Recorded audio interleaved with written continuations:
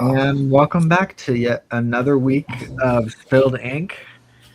This time I get to run the show because Bloxdorf is missing because he's going to go to a concert, skipping work for fun, I guess, or whatever. And today we've got a bunch of people. We got Aaron popping in late as the surprise guest, and then we've got Hobbes coming soonish. He's on his way, so we'll throw him in soon. But yeah, we'll just go ahead and do our round table. If you guys want to, introduce yourself, talk about whatever you've got going on, and do an early plug. That's totally cool too. So we'll start with Anton. What's up, my man? How's it going? Anton Blake. I'm doing some weird, very experimental comics today. I've barely got a plan. Just feel like doing something really off the cuff. But I've got a little sneak preview. Zethia Space Witch issue 3 is in print and debuting next weekend at Staple Independent Media Expo in Austin. Let's go! Awesome, dude. Yeah, I think Brandon just did Cats, Comics, and Coffee on Zethia too. Oh, did he? Yeah, which is pretty sweet. Oh, I gotta go check that out. Yeah, and then let's see. Hold on, I'm gonna check and see. No, that just pulls my screen up, which I don't want to do. Okay. Sorry for the scuffed mobile viewers. I don't know what this camera layout is, but it is what you are living with. Sorry. Go watch on a computer, please. And then we got Austin over there in the corner doing some digital art. What's up? Hello. What do you got going on? So I'm working on page. Hold on, I full screened us while I was listening to everybody. Page 34 of this upcoming issue of Indie. So, how many pages is it going to be? You said you're on page 34. Yeah. So I'm thinking it's going to be about 50 pages is where I want to land it. And I think, as far as I can tell, it seems like that's where it'll end up. Maybe more, maybe less, but right in the 50-page spot. And then are you going to do like back matter or anything, or just solid 50 pages? Like bonuses? Or yeah. Just because this is a craft question because 50 is like that weird spot between Saddle Stitch and Perfect Bound. Mm-hmm. And so I was wondering if you were trying to bump it up into Perfect Bound territory, or just going to go with a real thick double issue. Well, the stretch goal is to have the floppy comic be a Perfect Bound. So if if it does good on Kickstarter, we'll make it Perfect Bound. Very sweet. So yeah, there's a great reason to go and check it out and back it. And we got Art of Victor Medina. What's up, Victor? Happy to have you here. And sweet, Aaron, what do you got going on? Well, I've got some Baby Huey drawings here. Because I thought of what's the character that people would least likely want fan art of, and I came up with Baby Huey. So I'm going to be using these to scare away people from my table. Here's your classic Baby Huey, and then here is your Baby Huey as Cable. Oh, hell yeah, that's it. I keep threatening to do a Baby Huey zine, so maybe that is in the cards. But I'm also I'll probably work on Baby Huey, but I'm also working on another 6-pager with Wesley the Robot too, because he can never be too far away.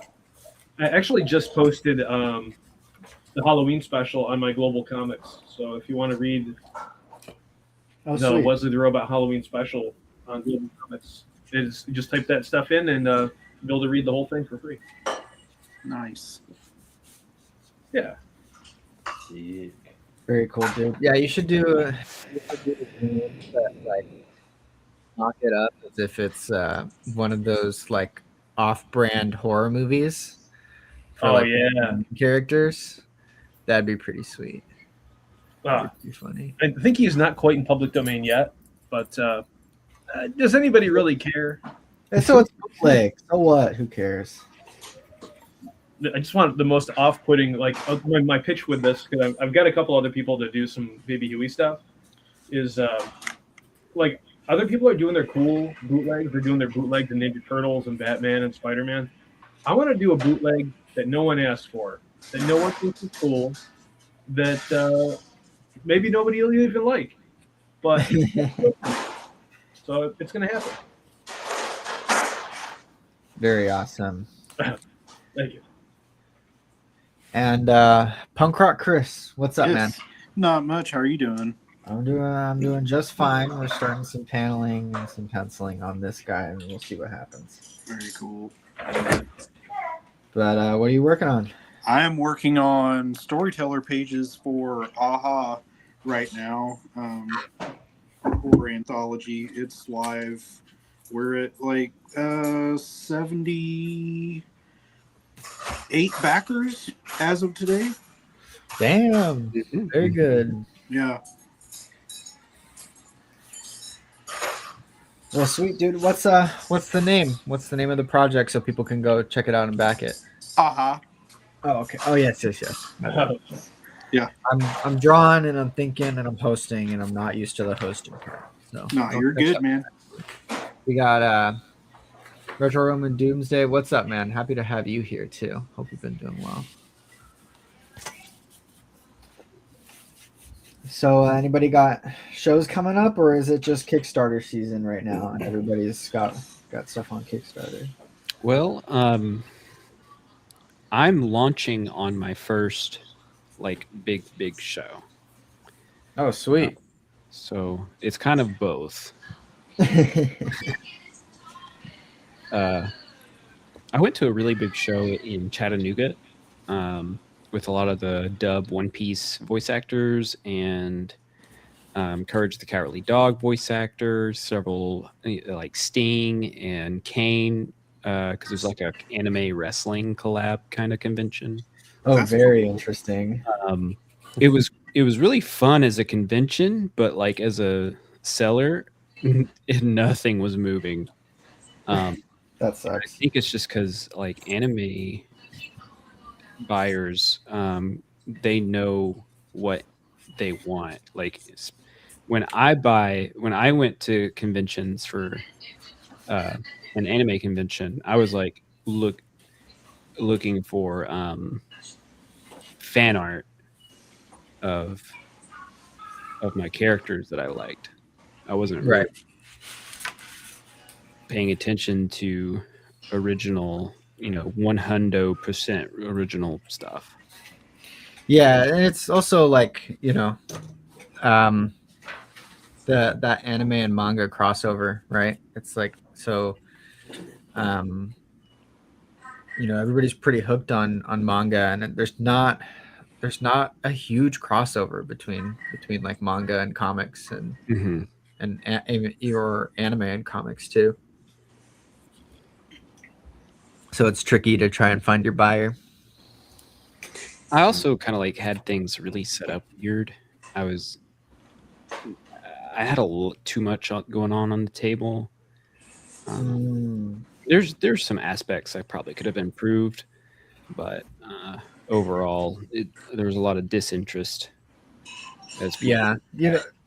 Table setup is an art, and getting it to look both appealing while also like being able to display everything you have on like a 6-foot table. Yeah, I don't know if anybody else has like tips or tricks that they have with tabling.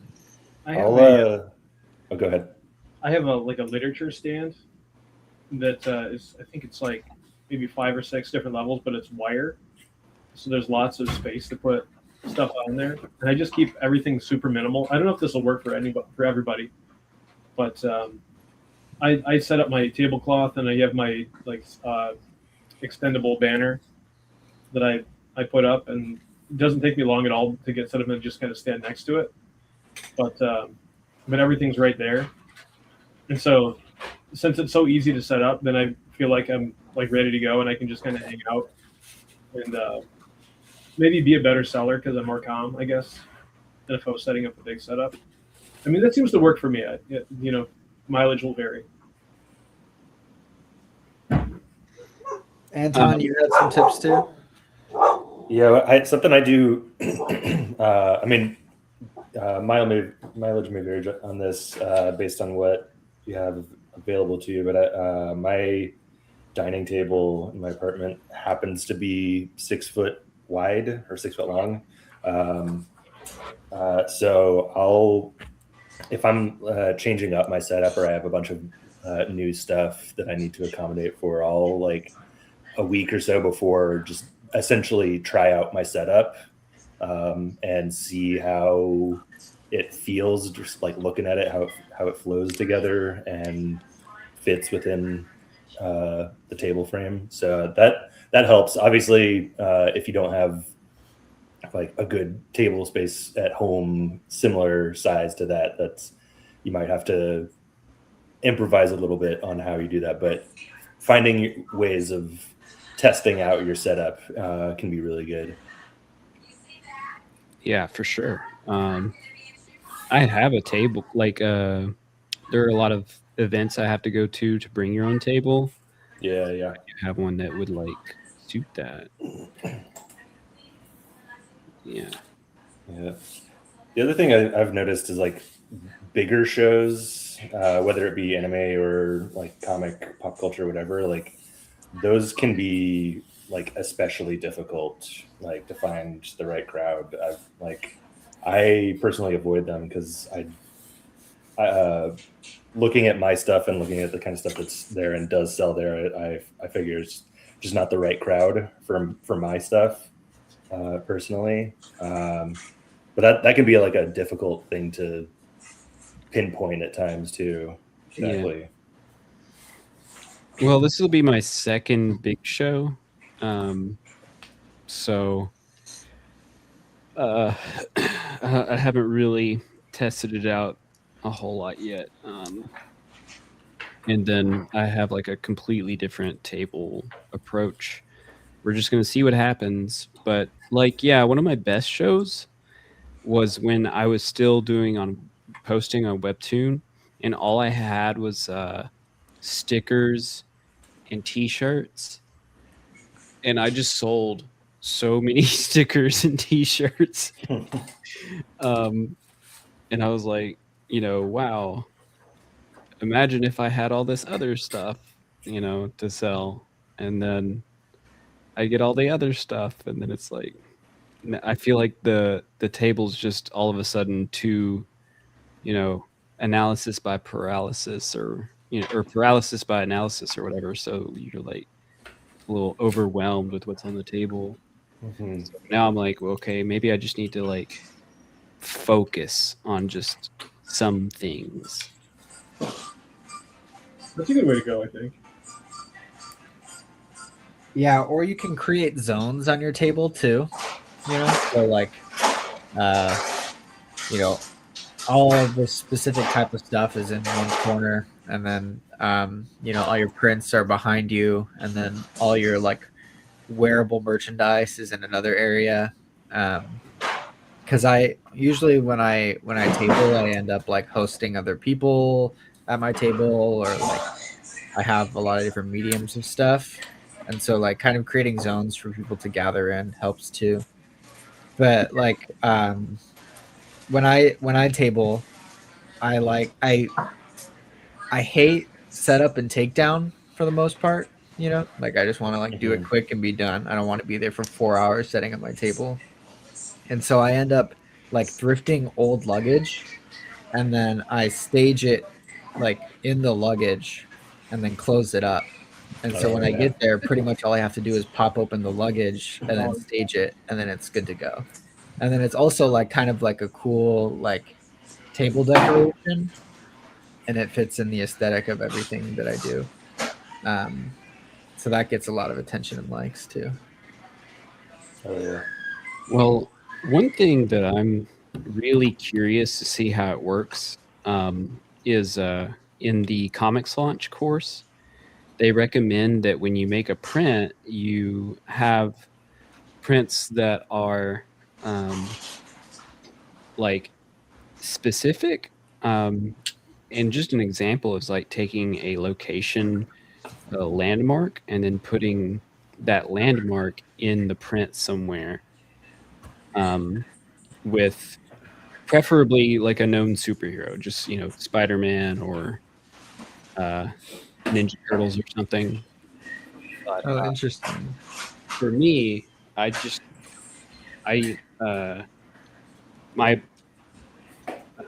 town, like, this is a pretty much a local show in Huntsville, and one of the landmarks is the Saturn V rocket from the Space and Rocket Center. So I just put that in the background of one of my indie prints, and I'm giving away a small version of it and then selling the large version of it.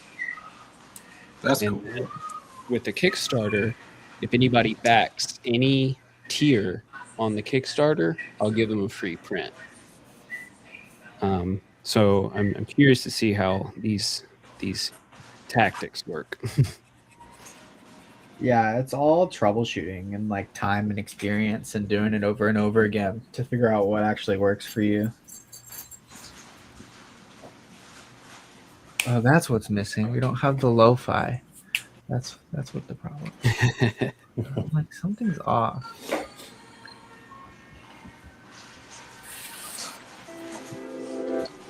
There it is. I'm gonna throw it like there. That should be all right.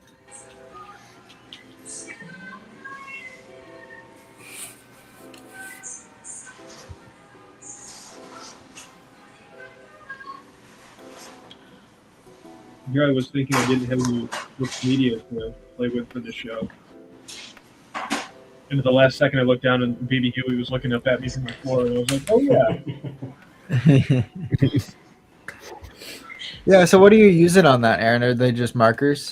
These are Art X markers. Mm. I found out about these by watching the Comic Tropes guy, Chris Pierce, and his family got him a set of these, and I was, anytime there's a new fun art supply, I'm like, oh, I got to check that out. And they're very affordable, so picked up the set, and they're very smooth.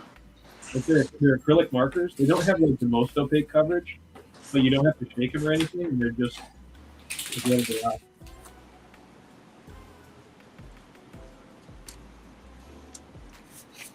It's a pretty glowing endorsement. Yeah. Yes, please. Yeah, I like it. Easy to use. The case is a little weird because it comes off the top, the top is huge, and then this much of the marker is exposed. But whatever.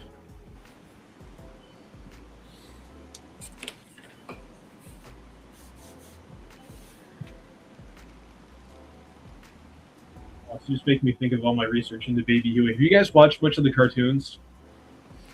No. Not since I was a kid. Yeah, same.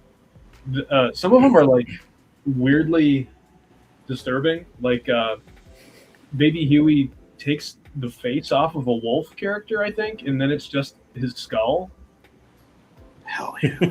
I'm into that. It's not what I expected. It was much more hardcore than I expected Baby Huey to be. But maybe I'll have to exploit some of that.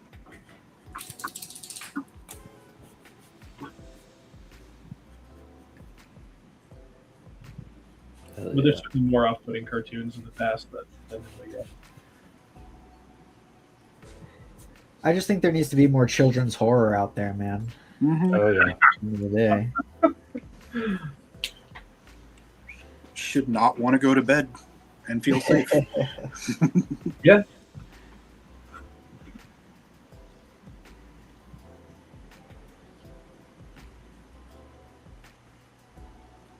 See, Baby Huey was born out of those shows where things are not going well, sales wise. So being friendly to the customer is not working. So you have to start antagonizing the customer. Have you seen that restaurant that does that?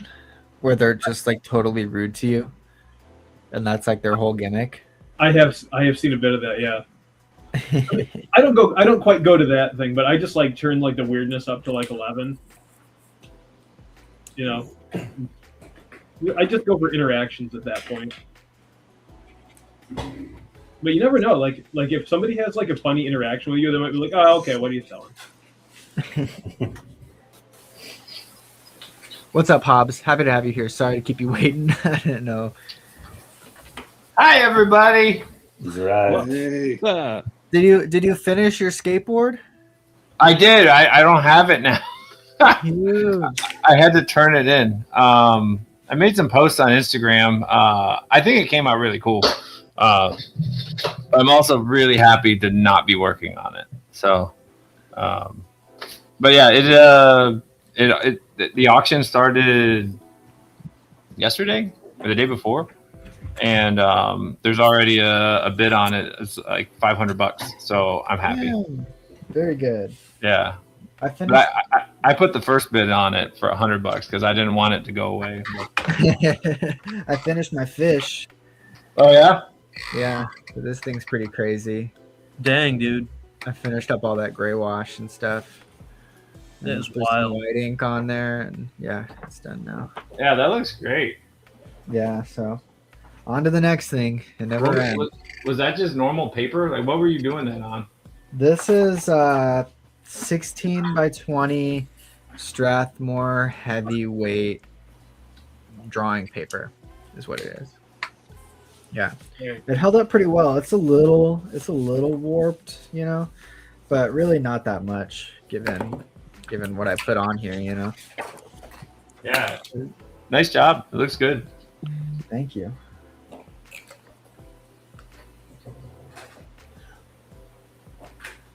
So I was listening to you guys talk about tabling at cons, Yeah. and the way I started, I've tried so many different things, and I have come all the way full circle, and now I just put my books on a table, and that's it. I just put them flat, and I just make a grid of my books, and then it's like, here I am. I have books. Talk to me about my books. Like, there's nothing else. Like, and I don't know. I think it actually is working better than anything else I've done in the past. Yeah, it's pretty interesting. Because I remember like doing my first zine fest, and we had free button pins that we made. We had 2 tiny zines, and then like a handful of stickers, and we almost sold out because we just had, you know, essentially 1 free item and 2 paid items and some little bonuses or whatever. Yeah. And it was just easy to comprehend. They check out the 1 or 2 thing and they say, I like this, and they buy it. And then it's that when you present too many choices or too much chaos, it's hard to absorb in the like 30-second glance that you get. Yeah, I think the other thing that I got hung up on too is like having all this other stuff and like, you know, trying to refocus on why am I here to begin with? And it's to sell, you know, my creator owned whatever that is that I was working on.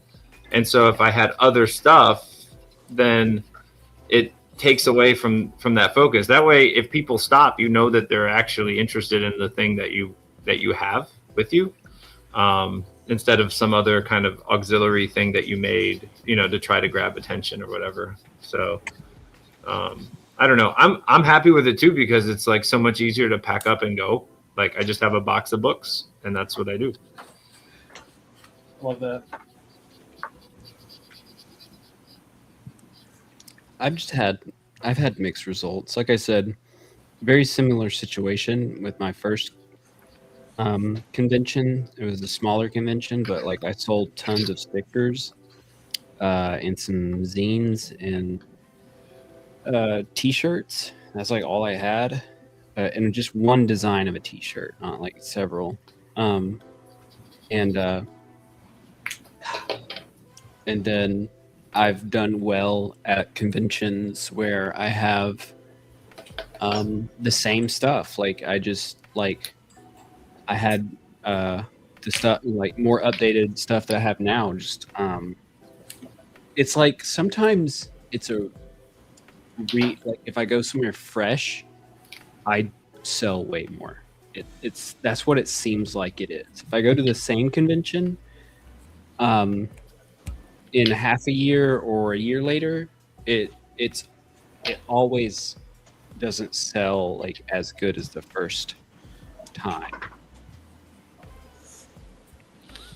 Yeah, I get that. Maybe the same clientele. Yeah, that's what I'm thinking. So I'm probably just going to start alternating conventions. Give that a shot as well. I do want to simplify the table, but I do like selling my Mothman print. I generally don't like going to the same convention unless I have something new. Like if I don't have something new and it's been a year, then I've done something wrong. I generally have new stuff. I just can't. It's just a couple of things, and it just like doesn't grab Right. people. Yeah. I might sell another issue of a comic, but that's not always the case, and then it doesn't cover my table. So. Yeah. It's like my plan for this year. I'm just going to do some local stuff so far. And I did apply to IC3 in Rhode Island. I saw they just sent out the emails, and I did get into that. But that's the only other one besides like one in Syracuse and Rochester I'm going to go into. Nice. Yeah. And there's a nice one in Ithaca too, Ithaca, New York, called Ithacon. But it's a 2-day, and I don't have a big new graphic novel. So I mean, I might do okay. I don't know. I'm trying to simplify too, especially with like the way gas is. Oh yeah. I've got a convention called Goblin Con in Kentucky in August. I'm gonna try out. I love the paranormal scene, and like that demonic ghost crowd tends to cross over. So I'm curious to see how that pans out too.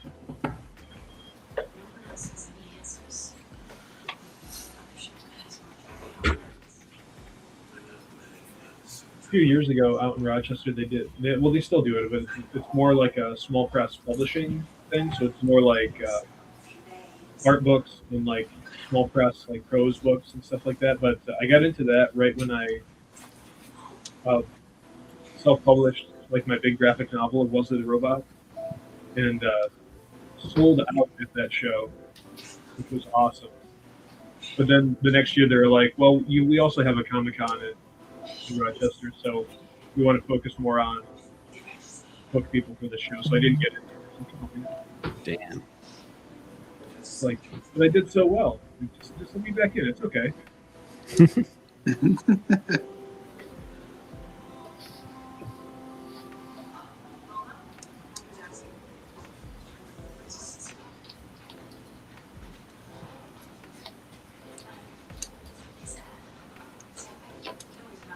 We have been thinking about converting things over to zine format. Like, or actually, I always say I'm going to do this, but then I never do it. Of like debuting something in a zine format first. To try and test it. Yeah, or like to see how people react to it in zine format, or just because the cost is like so low to do that. Yeah, I think you should. I mean, I've done that before, and it's been pretty handy. Or I'll offer two versions. You know, here's the nicely finished, polished version of a book, and here's like the black and white raw scans that I self print. You know. Yeah, and it's kind of a different audience, and then collectors want both. You know, and it's a cool little extra product to have. Yeah, and the thing I like about that too is like with tariffs and everything and all the stuff that's going down. Like, it'd be nice to have it in a format where, like, I can just stay after work and just run off a bunch of them and just staple them together. Yeah. There you go. I think I will do that. But Yeah, I mean, freaking. These guys take up so much work, dude. these little gag zines. oh yeah, You know, you can do it super easy if you wanted to. You know, I just went the extra mile to do this, but like, yeah, those you know, you just spend a weekend separating everything and collating and stapling, and then you have a bunch of books. You know. And it's pretty nice, and it's also like a relaxing thing to do, or like you could get like your kids or like your friends in on it, and like just buy a pizza or whatever, and then have them help you. Yeah, It's pretty fun. Because I have the job as an art teacher, I feel like a lot of my gear is like overpowered for what I'm doing. Like I actually already have a spinner rack that I could, like, if I just had converted a bunch of my stuff to zines or broke apart a big book into like 3 zines, that I could populate this like little. It's a postcard spinner rack, but I could make it into like a comic spinner rack, like a miniature, and sell off that.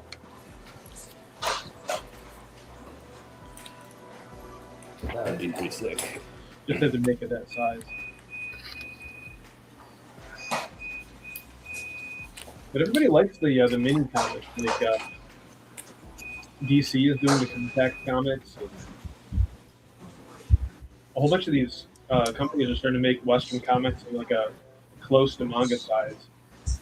So I just think like that's the future, essentially.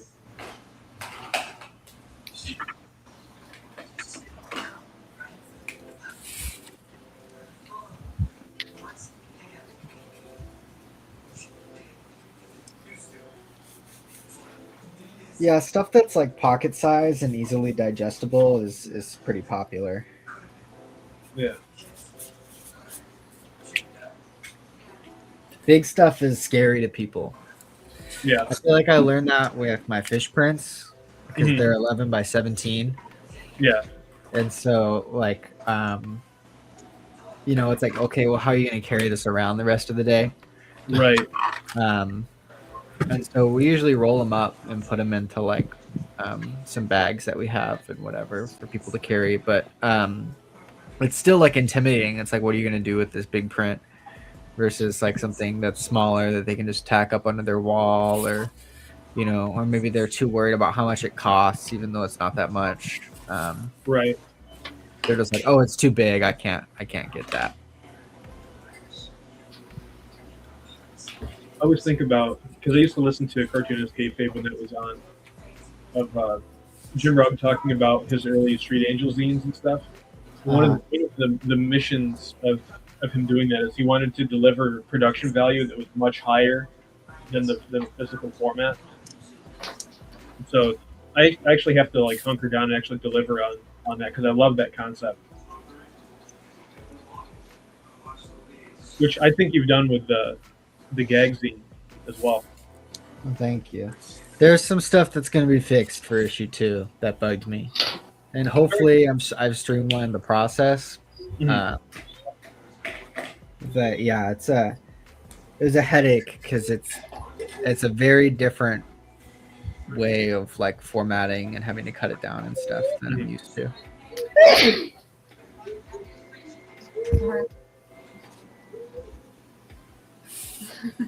I think I just narrowly escaped my daughter pretending to be a sheep.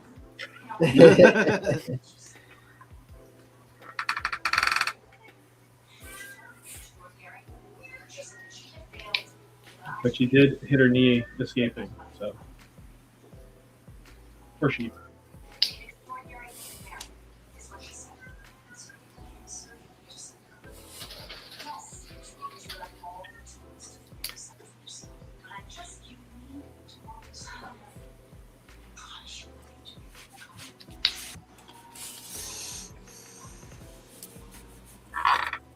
Something I've noticed too on that like note of the smaller form factor stuff. Like I'm also in the indie TTRPG scene, and so many newer RPGs are printing at like A5 or Digest or like anything like that, like avoiding the same big like size that like D&D uses and shit, just because those books can feel like really unwieldy, take up so much table space and all that, like when you're trying to use them. It's been neat to see also just like how people try to fit a full games rule book into a smaller package.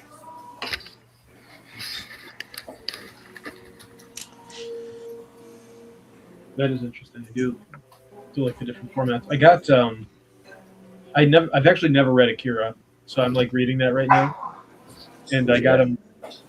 Yeah, I know, but no, you're doing it. That's the important part. Yeah, but I got the first 4 volumes through interlibrary loan in my library, and the format size is I really like the size of the format. Actually, go grab it.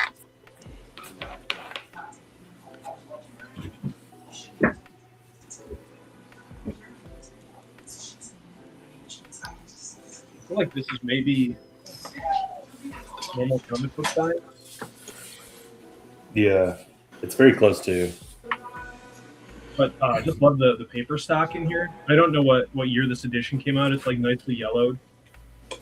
It's just so spongy. It was like, oh, it's so good. And you can just... I mean, everybody knows this already because they even made a movie out of it, but like the story is just so cinematic, and it flows exactly like a movie. Yeah, I have the same edition of all the Akira books. It's so much fun.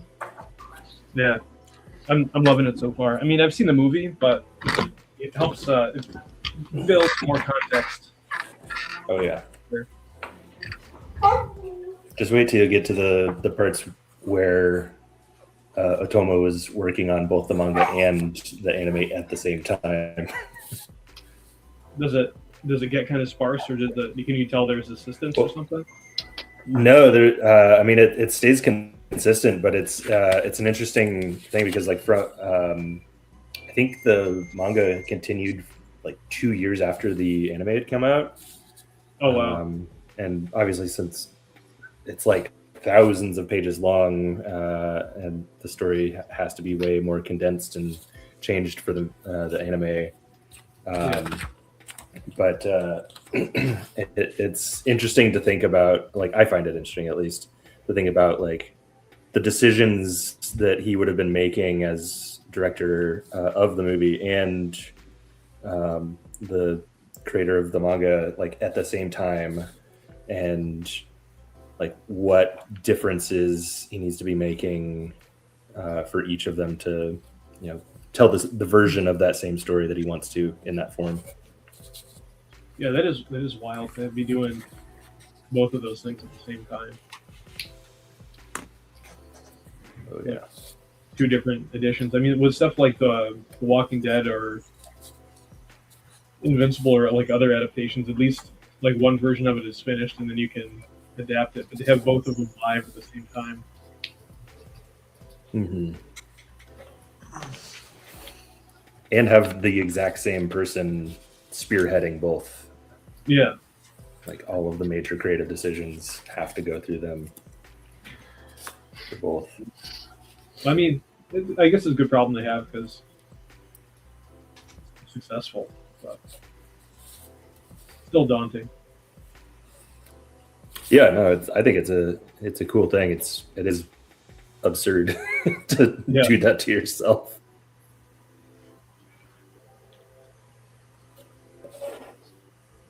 Me when I'm George R.R. Martin.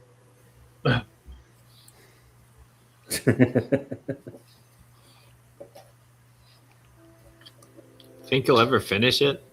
No. No, he doesn't think he's going to finish it. So why even try? It says to me. Yeah. this point. Apparently, some updates have come out that he is saying he's number one, admitting to the other projects getting in the way. Like before, he wouldn't like admit it. And then two, he's actually getting a little like lost in the sauce with his own story. Like make sure everything ties together neatly as he continues. Well, it's like One Piece, right? It's like, you know, trying to figure out what the hell the One Piece is, and then once you figure it out, it's like, okay, that's the story, that's the end. You know, it's like it's better to just not even ever finish it or figure out what the One Piece is, and just let the story just do its thing. Yes. Oh, there's actually a graphic novel I always say is my favorite when people ask me. It's this book called Bags. Have you ever heard of this? No. It's from the Emmy Award-winning creator of Over the Garden Wall, Patrick McHale. But it's a story about this guy who loses his dog, John Moss. He has a dog named Beth. And he just loses his dog. And then he goes on a quest to find his dog. And he comes across this walrus who's like at a dump, who just has like all these bags of stuff. Do you guys think you'd ever read this? It looks good. Like, yeah, I'm kind of interested. I guess when you said guy did Over the Garden Wall, my attention kind of like peaked a little bit more. But I don't want to give it if you guys might read it, I don't want to give it away. But it's a lot like life, where it's just like, oh, that happened, and now it's over. It's very interesting. Mm-hmm. I kind of love that, though. Oh, yeah. And there's that Kind of thing. Well, it's kind of like an and this story, right? It's like this happens, and then this happens, and then this happens, which are like they tell you not to do, you know. That's literally what The Walking Dead is. Yeah. Yep. It's pretty funny. I mean, that resonates with me because I think that's like my writing style, where it's like, and then this happens, and then this happens. It's another reason why I love Flaming Carrot. If you guys have ever read Flaming Carrot.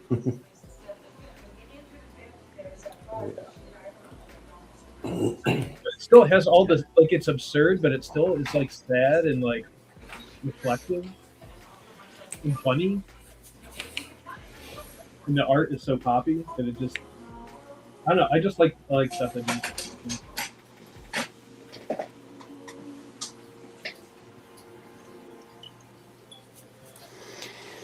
Oh man, I don't even remember what they're saying in this panel. I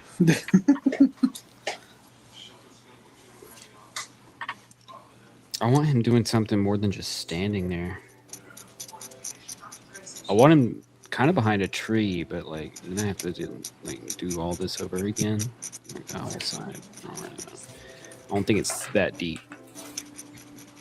It could be.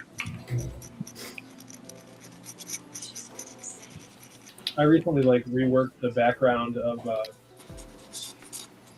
panel because I was like, they made two panel backgrounds two different and like the same scene. So I redid it, and after that I did all that, I was like, is anybody even going to notice that? Literally. That's why I'm like the Japanese and being a mangaka, like they got it figured out. They just send it. They just full send it. For the most part. Some of them don't. Some of them are a little bit more meticulous. But a lot of them are just like, good enough. Keep it going. And some of that stuff, like when you look back at it, like is the stuff that's really cooking too. Like anybody who's ever heard me talk before knows I always talk about the Mark Silvestri, Dan Green era of Uncanny X-Men and how they were cranking out 2 issues a month. But like that stuff looks so good, like to me personally. Like it's like bare bones, but it's got all the stuff it needs, and the inking is dynamic. You can work is nice. It's got just enough. Exactly. How do I follow my own advice and do that? No, I don't.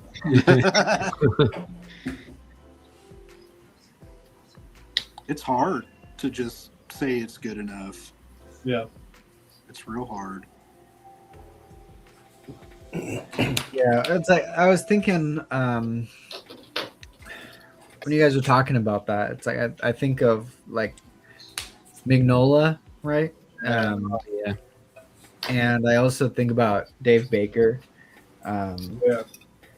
because both of those guys have developed a process of working in a style that does so much of the heavy lifting for them, and then it lets them put out really good looking stuff at a prodigious pace, right? And when you develop something that's more realistic or more rendered or whatever it is, right, it's going to take a ton more time to figure out and make it look good, versus if you just like draw the way that you draw and let it like just come out of you and work at that pace.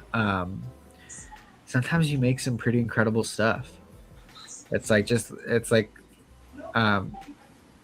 taking the mind block off of making art. If you have the ability to not judge whatever you're making, you're gonna make a lot more stuff a lot faster and probably a lot better. That's correct. I think I'm still in that phase where I want to prove to people I can draw. Like it's not like no, look, I know how to draw. Let's check it out. You really can. I can really do it. Now, my art may have been selling my comic a lot of the time when people pick it up, because that'll be the first thing that they're like, oh, this art's great. I like this. Same, I think, for me. Although sometimes, like I've been told that my ideas are unhinged. I don't think that they're unhinged, but they're humorous, right? So that gets people's attention. Well, I just made an article about this on Substack, where I'm like, am I desensitized to my own stuff? Because like I just make it, and like if the guy's scalp comes off, it comes off. Like I can't do anything about that, so I'm just gonna draw it. And it doesn't bother me at all. And then if a monster's gonna snap a girl in half, it's gonna snap a girl in half. But I've had people be like, man, this is kind of dark. Are you okay? I feel okay. I mean, in the broader concept of that kind of stuff, I mean that stuff exists in many different kinds of media. Mm-hmm. It's not like no precedent, right? Especially if you're doing horror genre, like there's the pressure to do like good kills or whatever.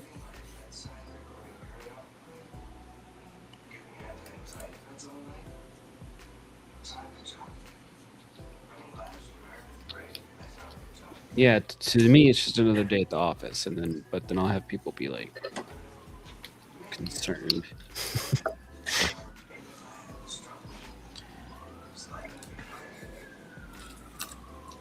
I have a couple horror stories I'd like to do at some point. And one of them is kind of based around the kills, but I don't want to give that one away. I don't know. Yeah. I don't like talking about my future ideas because then I feel like I do not want to do them. I talk about it too much. Yeah. Yeah, I'm always scared too, but I don't think that there's actually a valid reason to be scared. Like I'll talk to my buddies about the idea because like sometimes saying it out loud can like fix the parts that don't work or like crystallize the parts that do, and you can.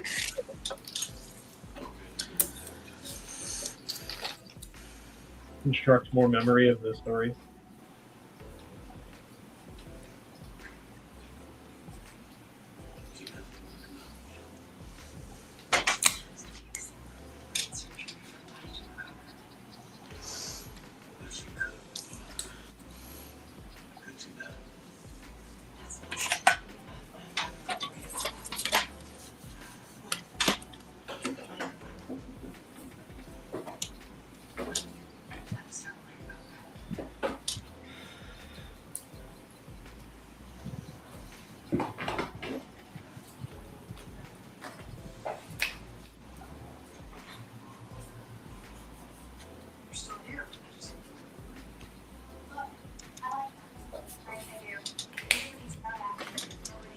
Do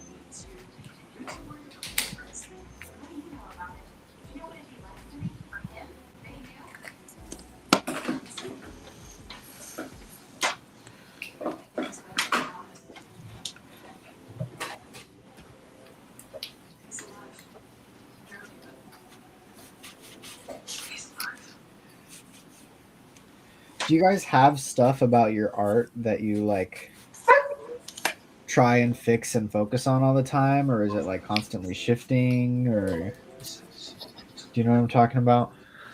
Shit. Yeah, like I try to make my profiles look not horrible. Like a natural profile, I will be like, that's not right, and I'll go get some reference.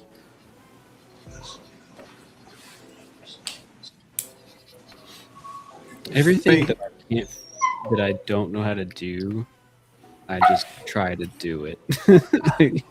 Try my best, and maybe I will have some muscle memory develop and do it better next time. I think that's one of the hardest problems, is finding time to like get better at doing stuff. Yeah. Because I find that a lot of times, like if I have any free time, I want to just move forward on whatever project's at hand. I don't have time to like sit down and focus on like, okay, how do I fix this? How do I make it better? Or it's like, well, this is how this project is, but I'm going to learn from this, and hopefully next time I'll remember the lesson I learned, and it'll be better. But yeah, there's a lot of things. I mean, for me, it's mostly like anatomy stuff, and then just like drawing, background stuff. Like it's, figuring out how to get through drawing a crowded scene, or pretty typical stuff. But I just try to draw around it, which is also not a good excuse. Like okay, well, I'm just going to zoom in on that crowded scene, so there's only so many people that I have to draw. Or I'm not going to set my time period during modern times, so there's no cars, and that fixes that problem. So, like, I don't know. That's not like a good solution, but at the same time, it is, it is what it is. Like, it frustrates the heck out of me not having time to get better. And I don't know. I don't know what the solution to that is. Mignola did that. He didn't want to draw cars, so he didn't.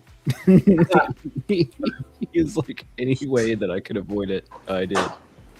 I don't think it's a rule you have to, but I did have a scene where they were in the interior of a car having a conversation. It's actually popped up twice, and I just slogged through it. And like, I don't do practice. Like I might sketch a little bit in the sketchbook, but usually I make the thumbnail in the sketchbook, and then it's straight to on Clip Studio.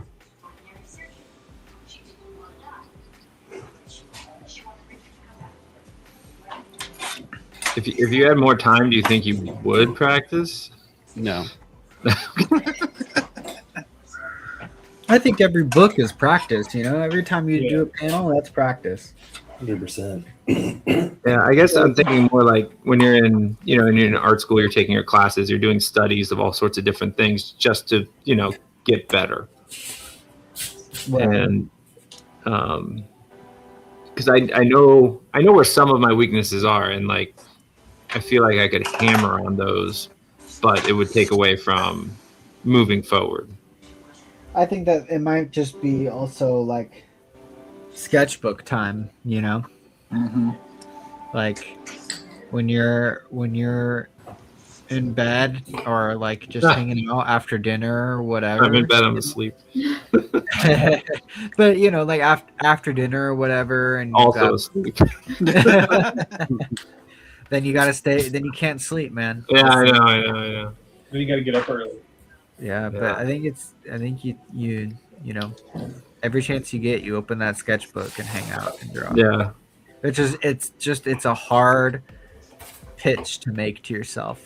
you know, Yeah. to say, Yeah. oh, I have 10 minutes of spare time. I'm going to open up my sketchbook and draw. Yeah. I did that this year with faces and eyeballs specifically. Wow.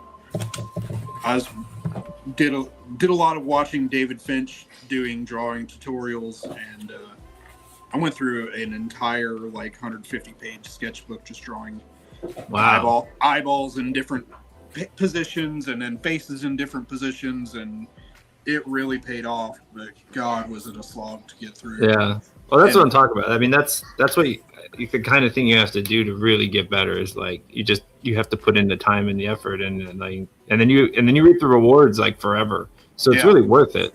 Yeah.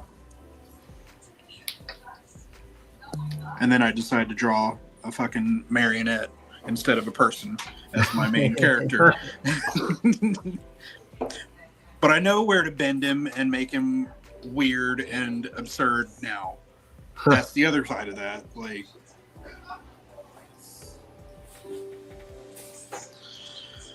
Yeah, because once you know how to do it right, and then you can distort it and manipulate it. exactly. Just like Sam Keith, R.I.P. Yeah.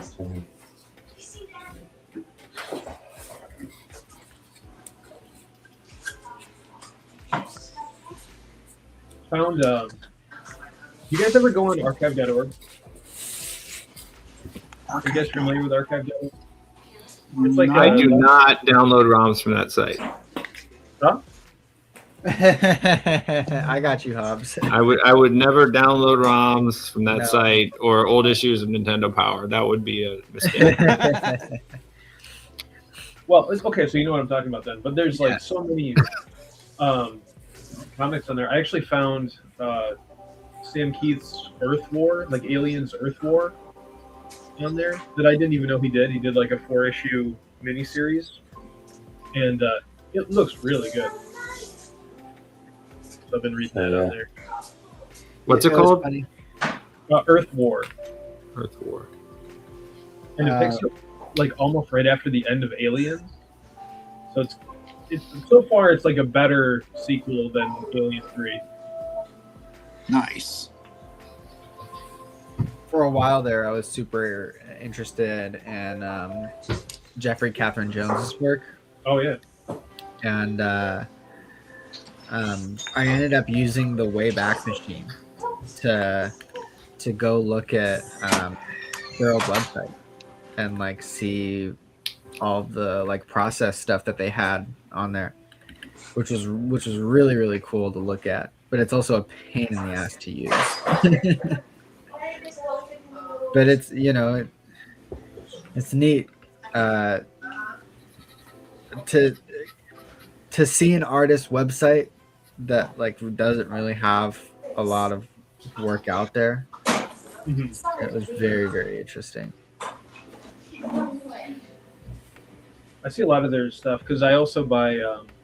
There are these like Archive 404 Vintage Vault that they'll sell like CBR files or PDF files of like heavy metal and all this stuff that are just like it's impossible to get. I mean, it's not impossible, but way too expensive to get like a full run of those to read physically. And I'll see a lot of their stuff pop up, like some short stories.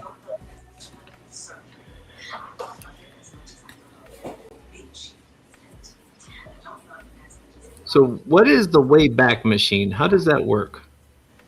It essentially utilizes people taking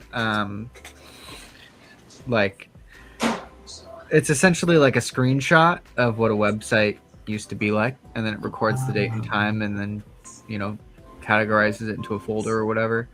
And then so you would go there, and then you'd put in like a URL, right? And like most famously you do like YouTube or whatever, right? Or like another big site. And so you'd put in youtube.com, and then it would give you all these options of like the date.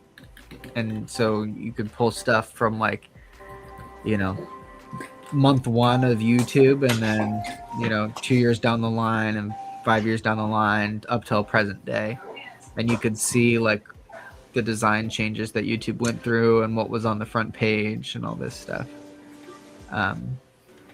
But it also exists for like a lot of other websites that don't exist anymore, so like you can't go to Jeffrey Catherine Jones's website anymore, but if you know what the URL used to be and then you use the Wayback Machine, you can find certain snapshots of the website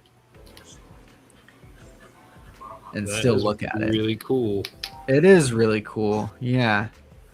It's kind of like a time capsule of the internet.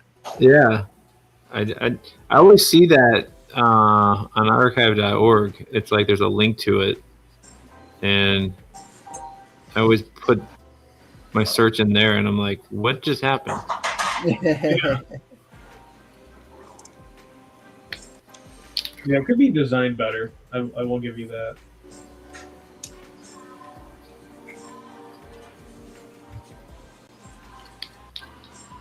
But the utility of it, like I've been like talking about drawing, I've been going through and trying to get like the Bern Hogarth, drawing books or constructive anatomy or like all these things that people have talked about, but I don't know if I've actually like read them.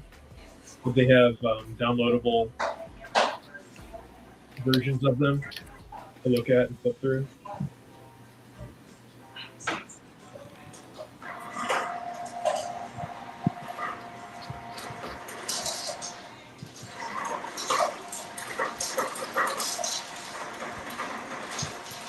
I'm also lucky that I'm an art teacher, so a lot of the studies and stuff like that I have to clean the subject.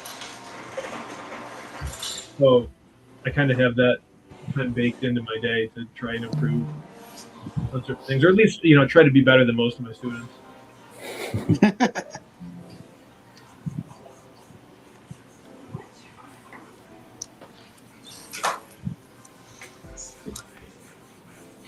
You should be intentionally worse. Could you imagine?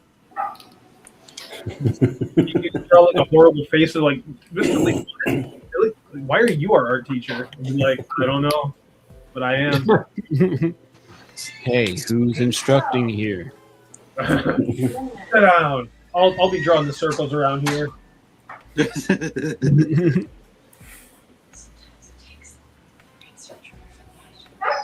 No, shut up. Go away now. You have had everything. Go away now. Oh, my dog.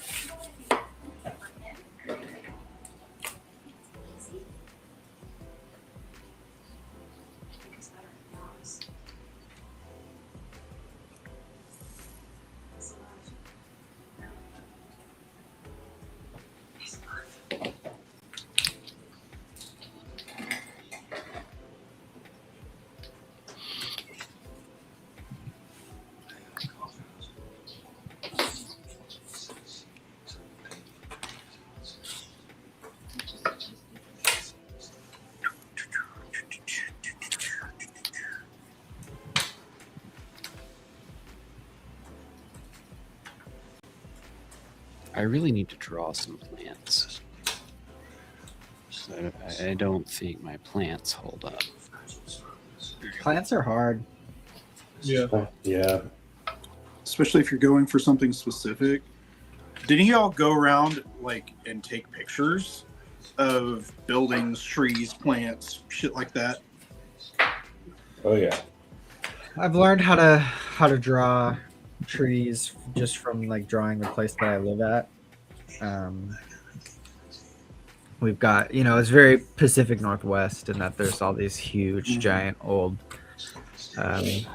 evergreen style trees, pines and spruces and stuff. But like just if I just did a flower shop for Brandon's new book, and it's a pain in the ass. I think I mostly rely on generic ivy style plants to like just kind of create the illusion of foliage, right? Mm-hmm.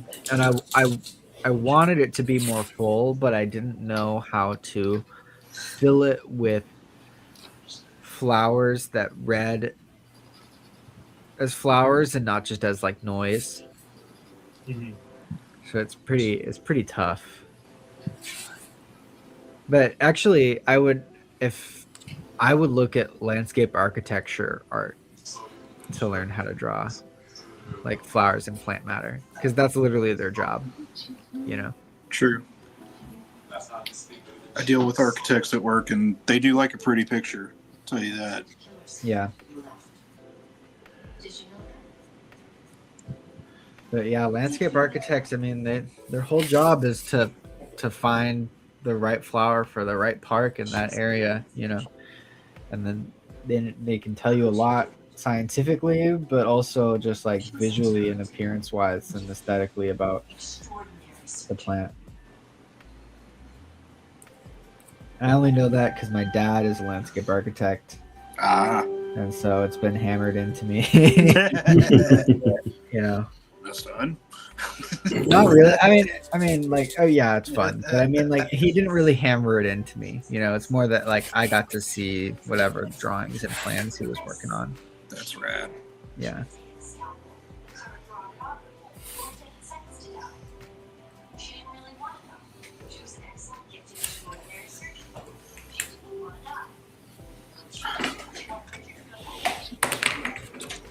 Hi, puppy.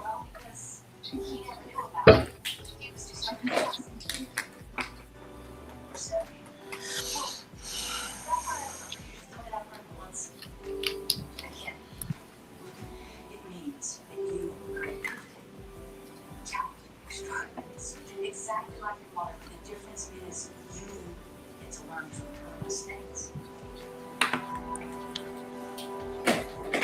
Be extraordinary. She wasn't talking about surgery. No, she wasn't. She was Okay. talking about surgery at all.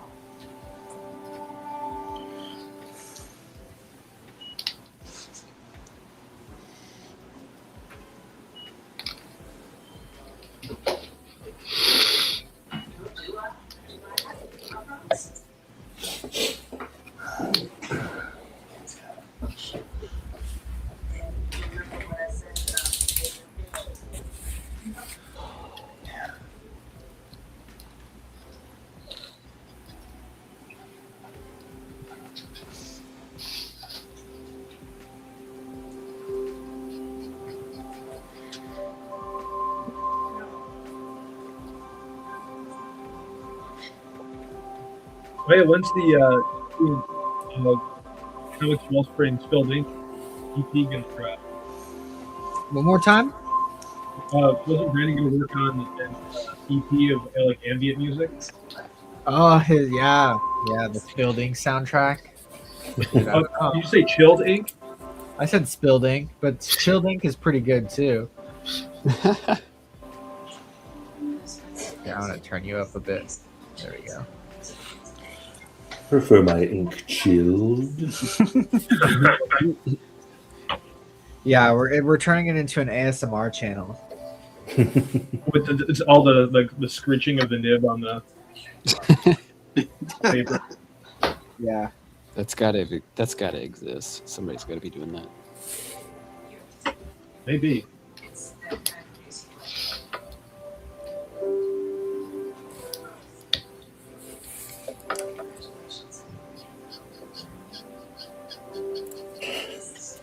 I don't know why my mind went to just like an ASMR tutorial on like, and this is how we set up for the bleed.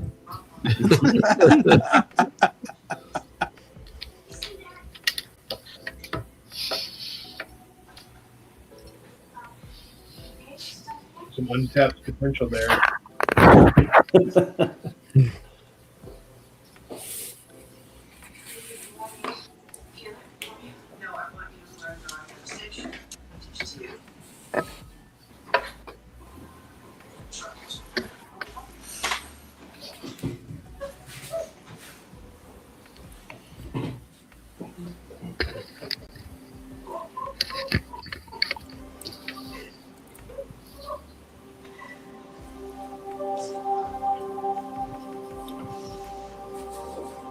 Jeez.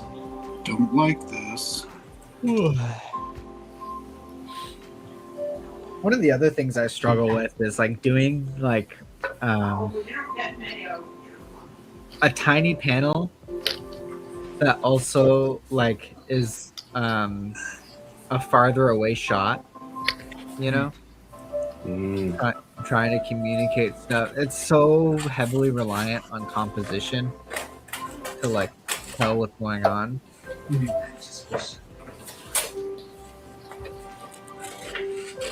Yeah, this could be tough. I like doing silhouettes as often as I can fit them in. Yeah. I think they look really cool, and they help set a mood. They're less work. They seem like kind of a win-win. And just with the background behind it, you know, you just set the vibe with whatever color combination you use. So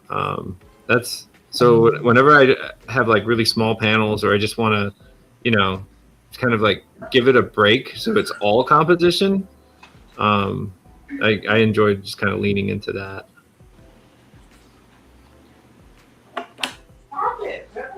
I need to do more silhouettes. I agree. I think that they do work and they're nice. And then with coloring too, like that's another thing I've kind of changed as I've learned more and more about what I like about color use is that just leaning into complete emotional color use, where it's whatever the feeling is, like that, those are the colors you use, instead of, you know, going with what would be more objectively happening in that panel. Like after you establish the colors that are in the panel or on the page, because I personally really don't like looking at all the same colors on the page, right? I like having those panels that are really popping, and that, you know, that help tell the story, help give you more of the feeling that's happening in the story at that moment. And as an artist, it's just more fun because then I get to use different colors and experiment a little bit more. Yeah, I'm always talking about like colors being more expressionistic rather than naturalistic. And I really like a limited color palette too. Yeah, I think like when you set those boundaries, then you're creating an atmosphere. And so as long as you made the right choices, I think it's really good. When I first started, I was all like local color, you know, grass is green, sky is blue. Yeah. And I just, you know, I was just trying to fill in the gaps because all I cared about was the black and white line art. Yeah. And just through, you know, experimenting and then finding other artists that do really cool stuff with color. I want to say like Richard Corbin was like the big color dude, and any of those sci-fi people, honestly, anybody illustrating a sci-fi novel or a fantasy book cover in the 80s, like A+ for me. Yes, I agree.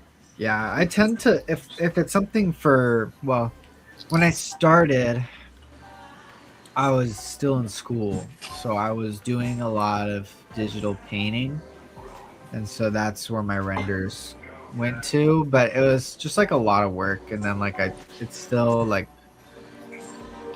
didn't give me what I wanted. And then as soon as I started doing books, you know, and working in mass, I shifted over to limited color palette, very stylized, and like it's always kind of an experiment for me. So like my first book was only CMYK pure. So like I would use 100% cyan, 100% magenta, 100% yellow, and 100% black, and that was it. And then I did Family Man, and then I did like a rusty orange color, and then like a teal color to try and give it like a vintage rusty feel. But I don't know. I just like spot colors, 1, 2. It just like makes my heart happy, from my work. It's like I don't have to worry about what colors I'm using. I just use these 1 or 2 colors and then tone it, and that's it. Yeah, it just works. Yeah, it just makes it easy.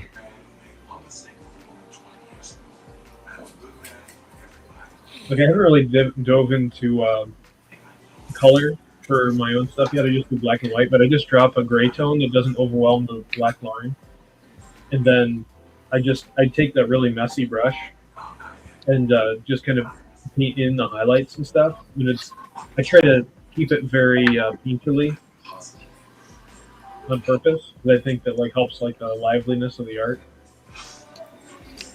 And then it also do flat. I want to learn more too about like digital painting, because I feel like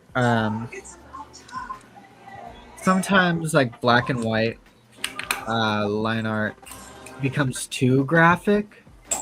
Yeah. And then because you're using lines to like encapsulate stuff, it can like lose some of that like,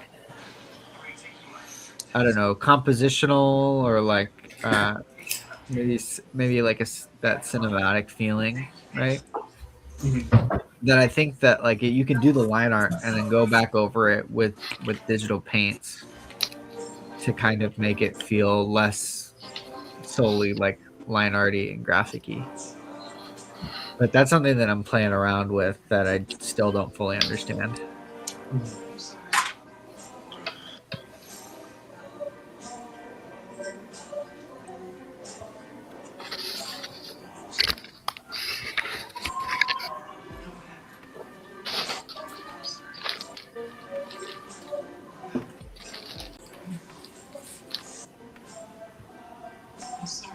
I did get a comment when I posted my Halloween special, because of course somebody wrote like, "Oh, I love this. Have you ever thought about doing your work in color?" And it's like, yeah, but like costs more to produce and takes longer to do. I mean, I'm not like opposed to it, but I know I always think of like how The Walking Dead is doing their deluxe version in color. Like if it ever comes to that, maybe I'll do. Not that I expect to be as successful as Walking Dead. But who knows? Maybe I'll decide to color it, so then I can have a black and white version and a color version, or like a Bone or a Scott Pilgrim. I think more of that. Like, I think that's a good idea. You can call the black and white one the artist edition and sell it for more money too. Yeah, there you go. It's true. That's all in the marketing. It really is. Damn.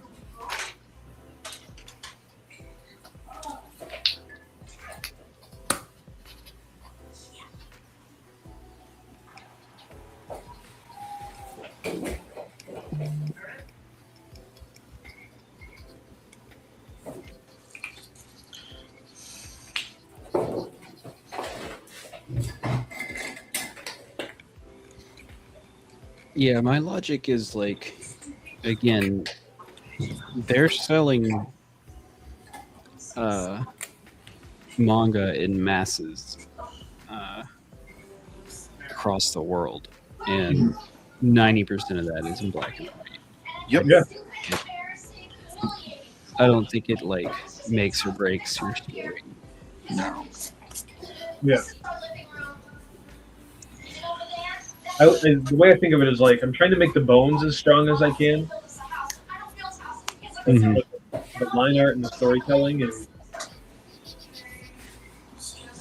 that's also I'm doing like the way I'm doing my work now is like 6 or 8 pages at a time, or if it might do like a multi-parter, but like each part is like 6 pages, and then because I have a family and work and stuff, I'll give myself 6 months to get like a really good 6 or 8 pager done, and I can usually do more than that, but I feel like that's a good zone to stay in because then I can really kind of push the pages, or if something's not working, or I can get feedback from people.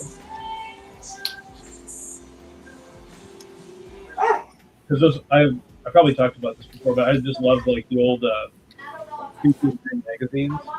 I would have a 6 to 8 pager, get in, get out of the story, and it's just like beautifully illustrated. Love that stuff.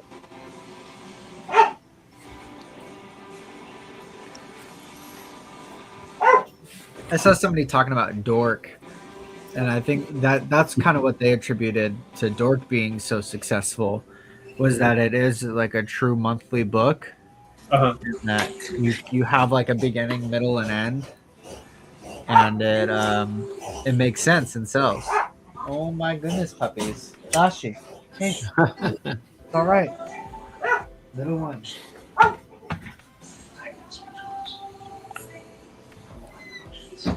I still can't figure out how Dork was as successful as it was. I'm not saying it's not good. You know, I got the first issue and I enjoyed it, but it just hit the comics world like a hurricane. I think it's just different. Is why, honestly. So that's where I'm kind of like, well, it's kind of different, but I feel like there's lots of fantasy stories. There's that he's kind of got kind of a Scotty Young sort of look to his work. Oh yeah, yeah.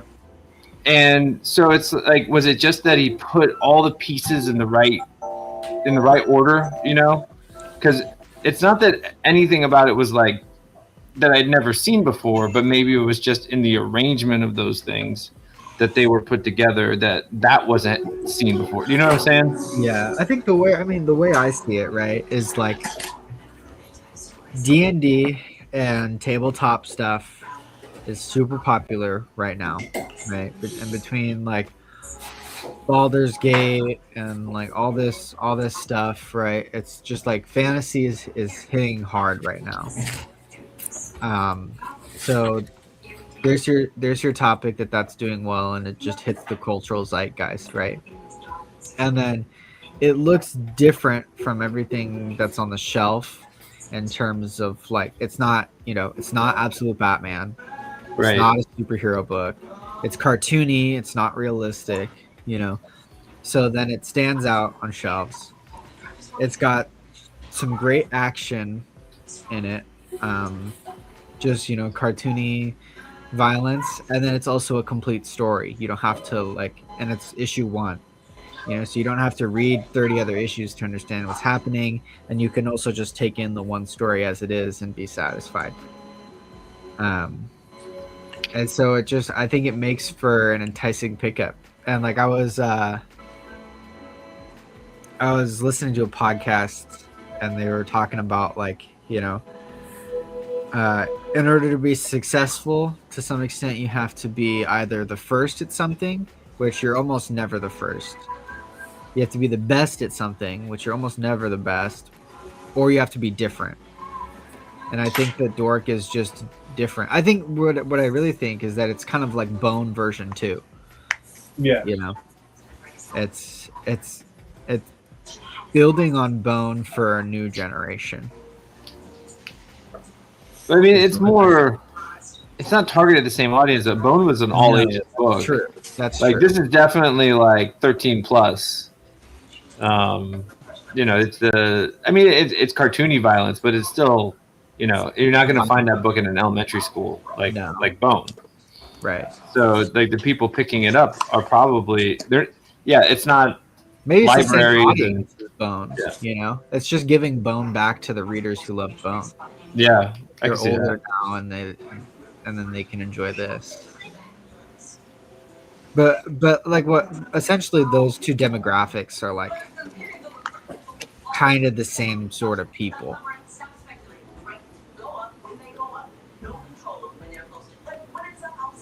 But I don't know. You know, it's like between Absolute Batman and Dork. You know, those are like the two big comic hits. I guess speculation plays a little bit into it because, like, after it sold out its first run, but I mean, it could only play so much, I think. Well, I think the speculation helps just keep that snowball going. Yeah. You know. But do I think that book is going to actually be worth a bunch of money at the end of the day? Probably not. But do I really care? No, because it's getting like kids back into shops on a monthly basis. So I'm just happy people are reading comics, reading and buying comics at the end of the day.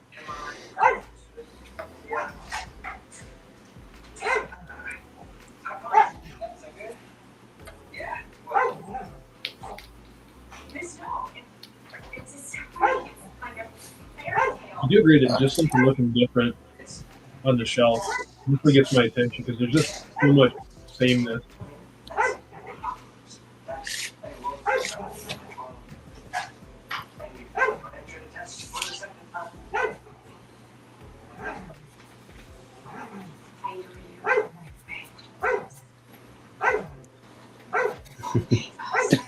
These silly puppies, man. Oh my goodness. How many do you have? Well, I only have 2, but the neighbors also have 2. And so my studio is essentially like connected to where they live. Gotcha. I mean, my dog is my roommate too. He kind of looks down in my studio. And it's as soon as the camera goes on, that's when it's playtime. Of course. Yeah. It's all good though. We have 3 and they're a handful. Oh, they're lots of fun, that's for sure. I got my cats right here.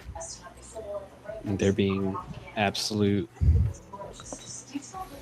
mischiefs, getting on and off my desk to watch cat TV out the window.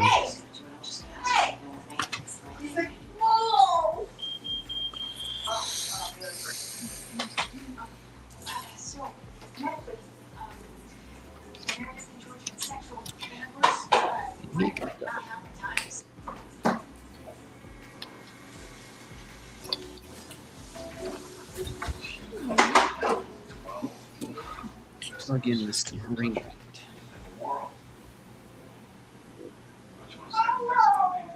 You're the best plastic surgeon.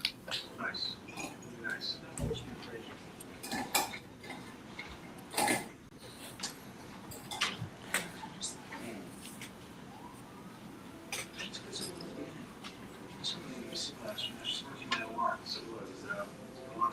Oh, I forgot to put lines on that shit. Oh well, I'll come back to it.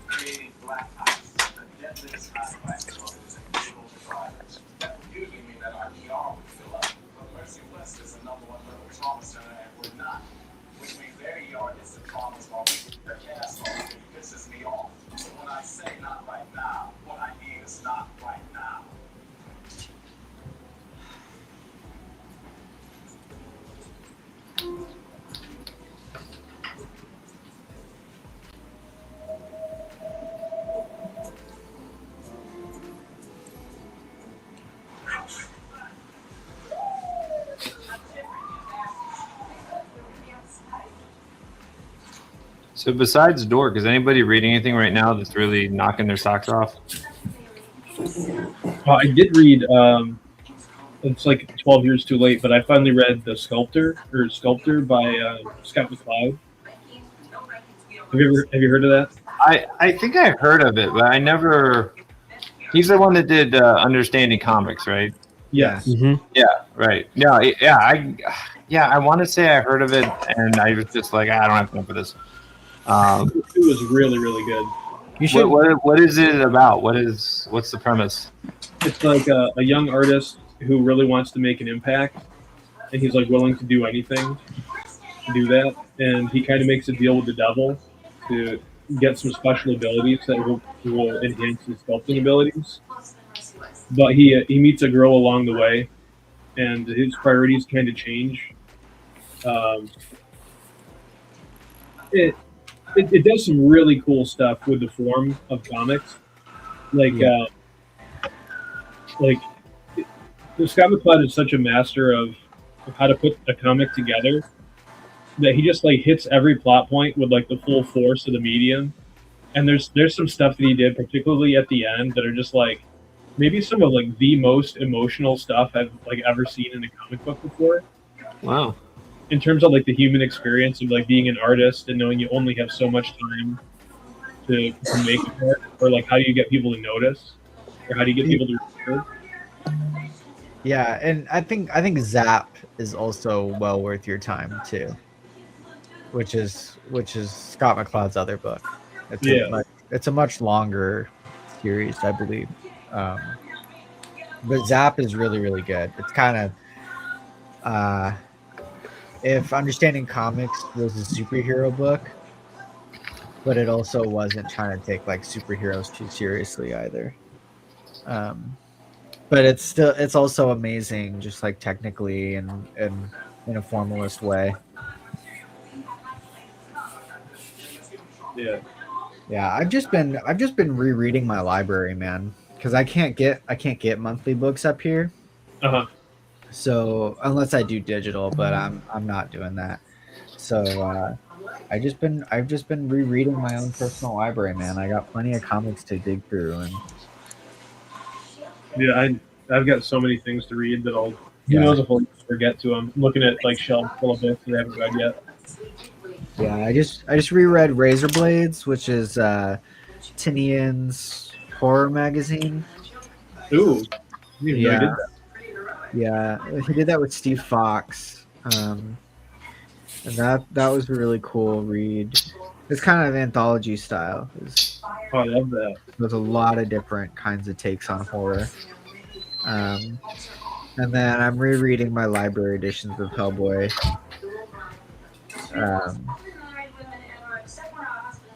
But I don't know, man. I don't know if there's anything. I mean, like, I'm excited.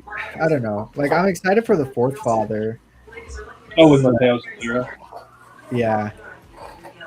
But I don't know. I mean, I haven't even read like a ton that like. I've barely read any Absolute Batman. I've barely read any Dork. Like I've got so much to dig through from just my collection that I haven't been keeping up with like what's actually coming out. Yeah. Oh, I have two recommendations that are new things coming out. One is Spirit of Shadows with Daniel Ziegler and Nick Magnetti. I've been reading that. I'm halfway through the second issue. Yeah, like I love Nick's art, and like yeah, I agree.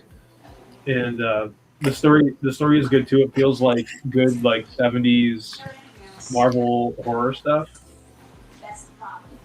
And the other one that I think is excellent is Dave Chisholm's Is Ted Okay? Have you guys heard of that? Oh God, that's so fucking good. Yeah. And I know Dave. He's a guy out of Rochester. And so I got to read the PDF of issue 1 because he was just trying to get people to read it. Oh man, that maybe one of my favorite first issues of anything ever. I was hooked. I was so hooked when I got it. I heard him on Comic Book Couples Counseling podcast, and I was actually on the way to my local shop, and when I got in the parking lot, I went ahead and added it to my pull list. Yeah. Just like, yeah, this is for me, and I've not regretted it. Yes, 100% agree. And I like Dave's stuff, but like this is hitting harder for me than his other stuff that he's done. And I think his other stuff is very good. See, this is my first time reading any of his stuff. Yeah. And I'm really enjoying it. I love how his rendering, he's so detailed in his rendering, but he does so much of it in color as opposed to strictly with black. Yeah. And he switches up his medium and his the way he colors and stuff too. Like he uses color pencil a lot in the original art, and then he changes it a lot. I noticed that in the second issue that a lot of the background stuff was like, you could tell it was colored pencil, and it looks great. Yeah. I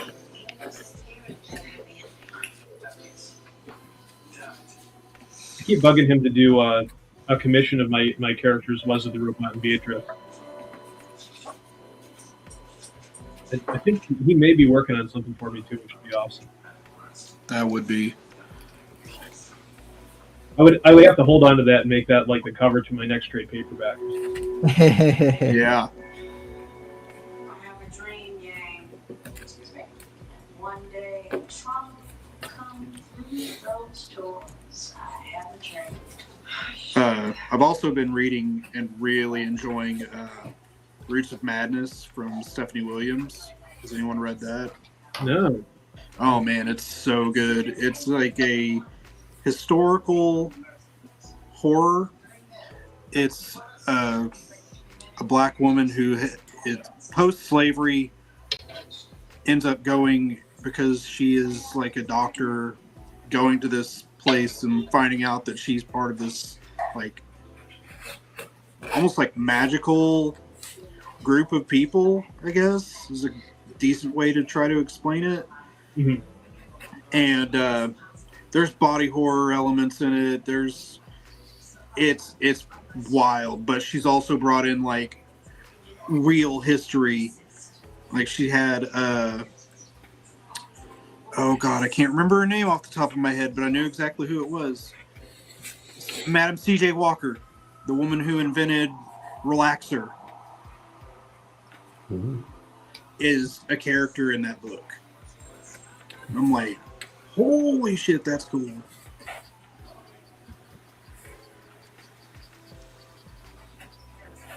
Hell yeah. This came out late last year.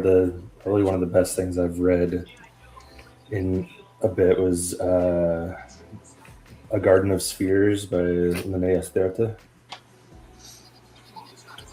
There's a Swedish cartoonist. It is. I mean, her art is incredible. It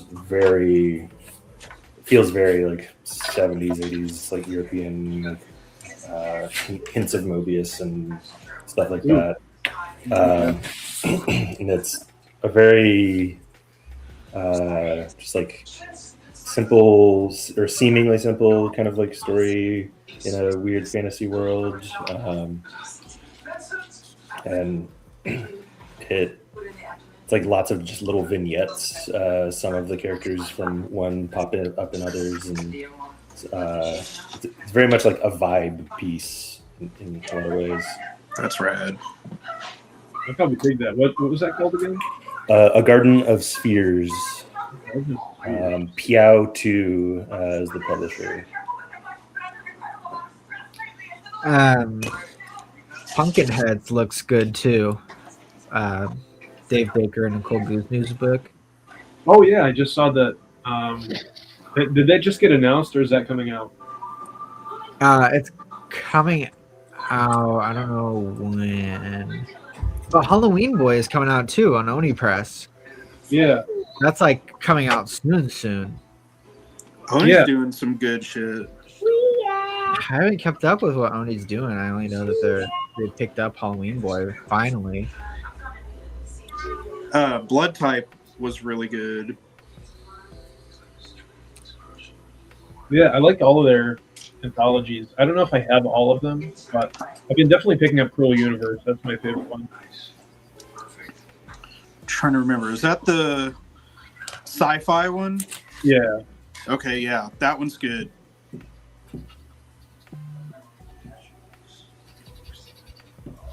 They actually have a Humble Bundle on right now for a bunch of digital comics. I saw that like today, I think. I think I probably already have at least most of them, though. This is the only reason I wouldn't get it.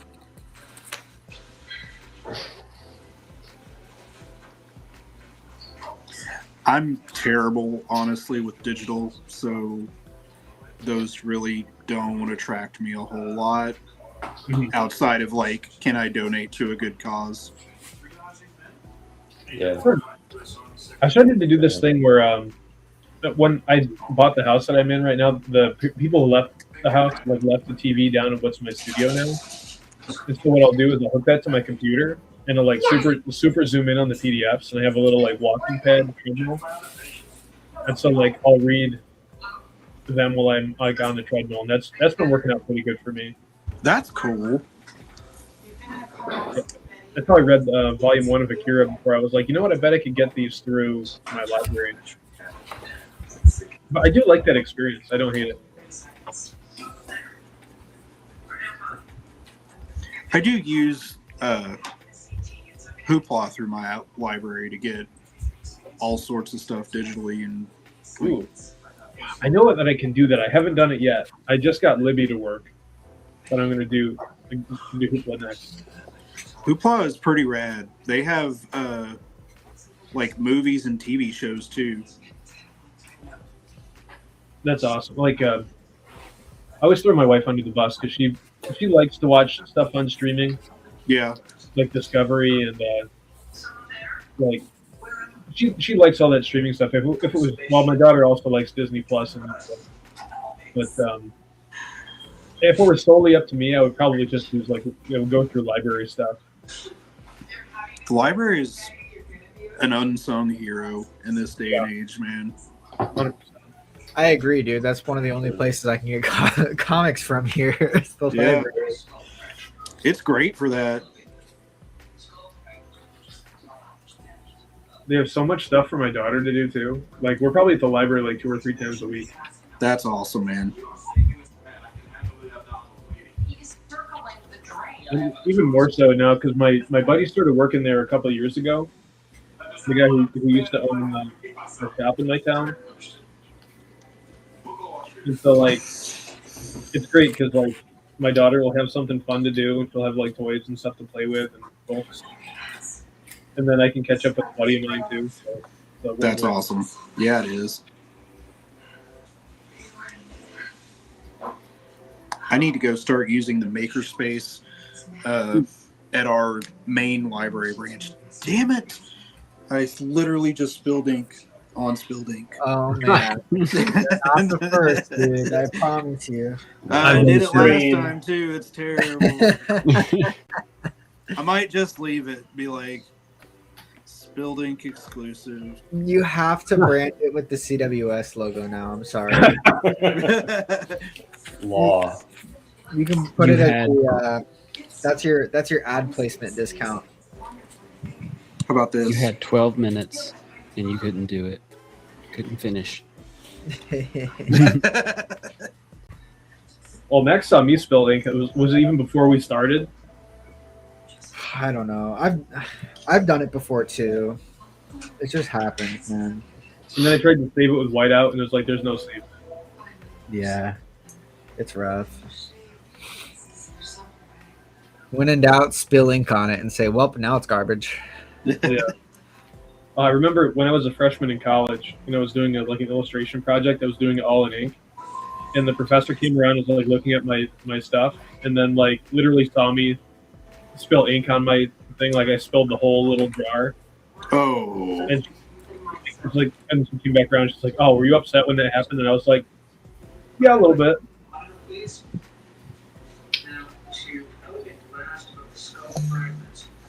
I was making a portrait and in a mixed media class, and my professor came around and was like, "Wow, this is looking really good. Now break it."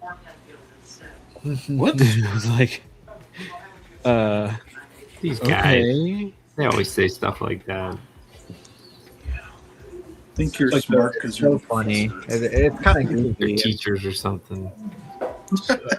It's kind of goofy. It's silly. I mean, she was right. Like, it was way more interesting when I just split the portrait in half, like a comic will split one scene between multiple panels.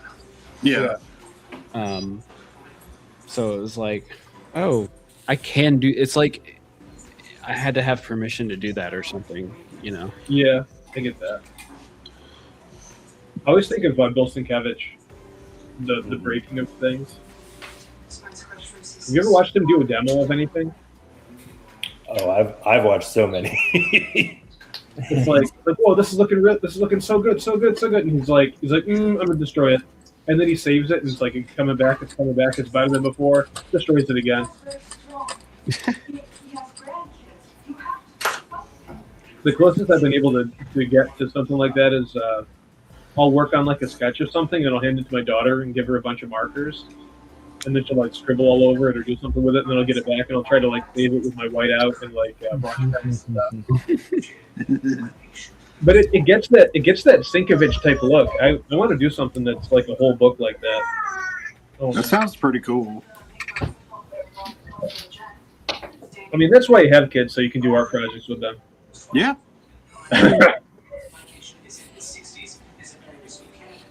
All right, y'all. Well, we got like 12 minutes left, so we'll start the never-ending round table again.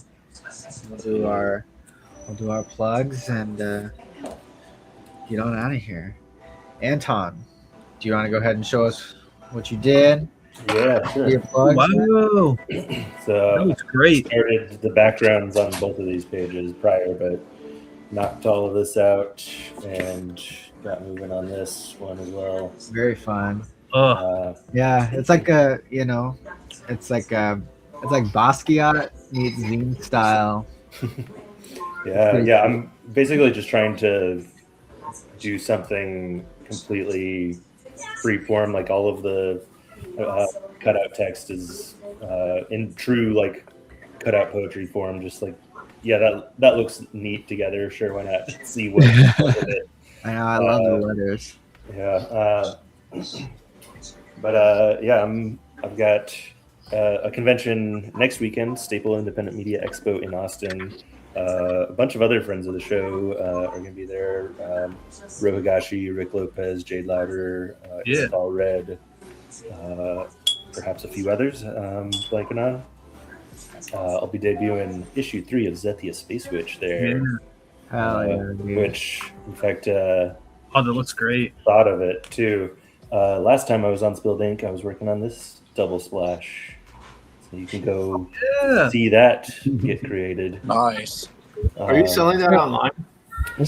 Not yet. It will be available through Cosmic Lion Productions once it is online. We did a limited run for Staple, and then in the next couple months, it should be online as well.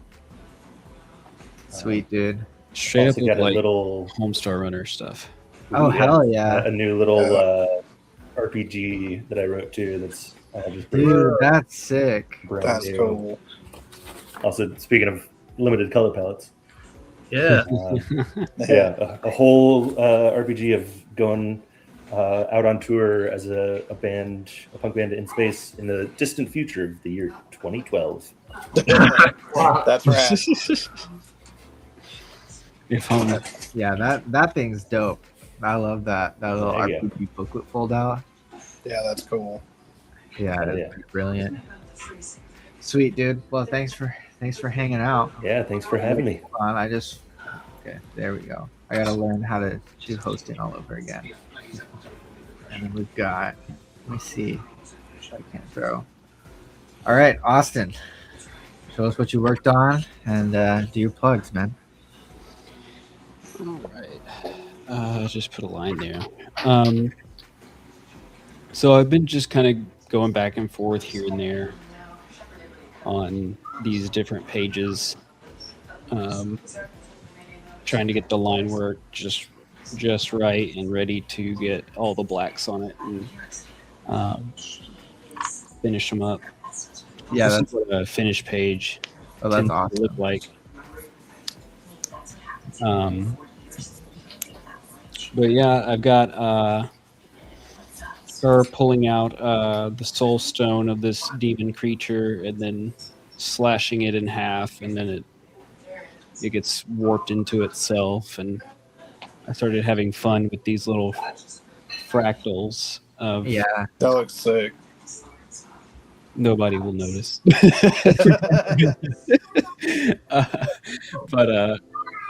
Yeah, it's been fun. And then this is page 35 of the issue number 4 that is coming up on Kickstarter in 2 weeks.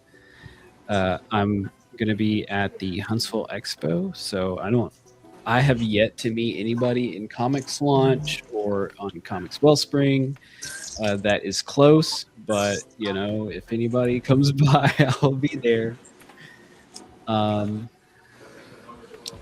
Yeah, and follow the campaign. I'm trying to get 100 followers before it launches, and that will unlock a digital download of one of my characters, not safe for work. Is that Very the one you sweet. were working on before? No. I'm trying to get like a library of not safe for work going, and so we can make some art books and add-ons and all kinds of stuff because I like drawing nude women. I mean, who would have thought? It happened. Sweet, dude. Socials? Do you have social shout outs? Yeah, so you can go to AmericanDemonComics.com, and that's basically got everything. I just added a tab to go subscribe to Substack on there. It's got links to the Kickstarter. It's got links to my socials. So AmericanDemonComics.com, and you can also read Envy there. It's kind of a webtoon, Sweet. or kind of a webcomic. Yeah. Sweet. Hell yeah. Theoretically, Brandon should have all the socials in the description. But I don't know. All right, Hobbes, what are you working on? And I'm gonna do your plugs if I can get you to hold on. Or does it hate me? It might hate me. Here, hold on one sec. We're gonna do this. My cats are going crazy for it. No, it won't let me minimize for some reason. That's so weird. I can shuffle you guys around, but I can't maximize Hobbes. That's okay. I I only did one panel. I'll just zoom in on it. It looks fantastic, dude.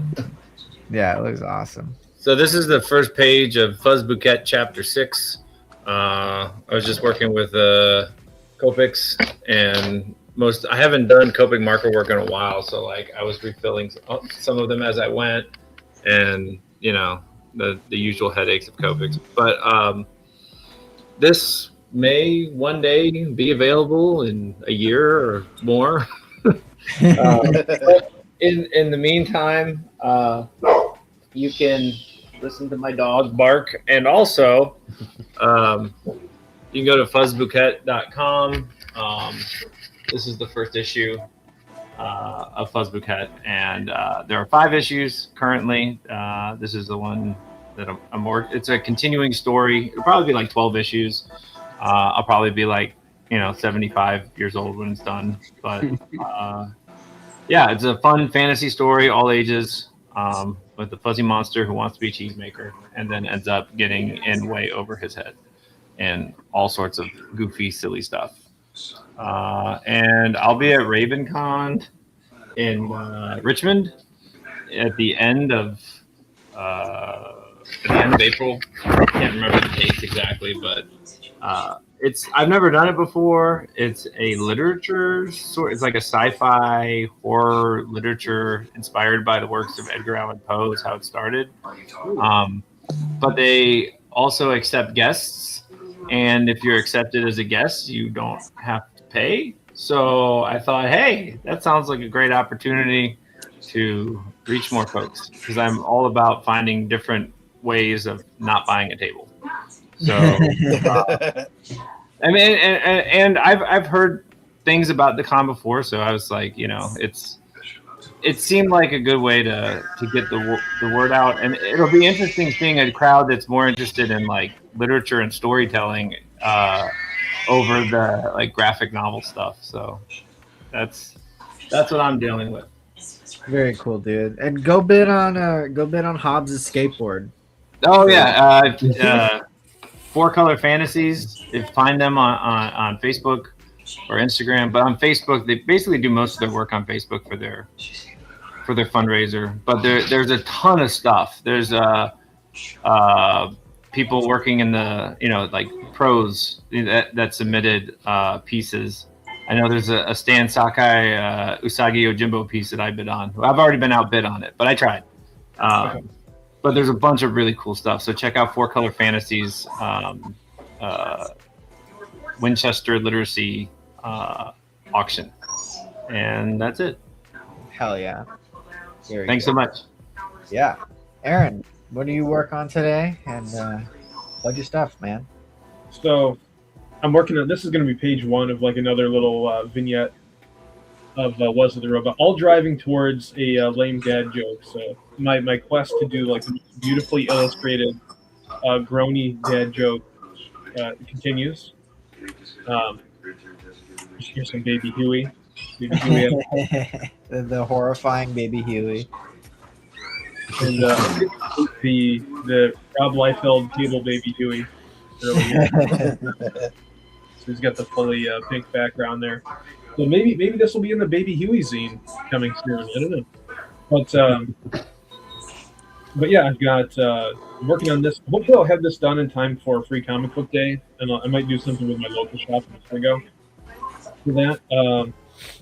Comics, Global Comics has my newest book on there, Halloween Special, which has 3 short stories featuring Wesley the Robot and his crush Beatrice, going on adventures through the fall season and Halloween, and you can read it for free right on Global Comics. I like that format. It's got some other stuff on there too.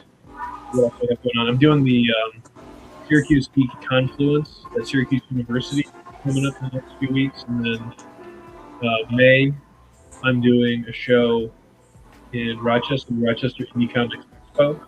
So that's coming right up. I think that's May 11th. And then I got into IC3 again in Providence, Rhode Island. That'll be September 26th or something like that. But those are my shows that are coming up, and I'm just chipping away at little vignettes of the Wesley and Beatrice story. I have a bigger story, but I'm just breaking it apart into chunks, getting little bits done here and there. But I did like how I got some more foliage built around them, like an actual. Great. Yeah, that framing like that, it looks awesome, dude. Well, because that way you don't have to worry about the bleed if it all goes to white. Yeah. So dope, dude. thank you. Well, happy to have you joining in. Yeah, I'm glad.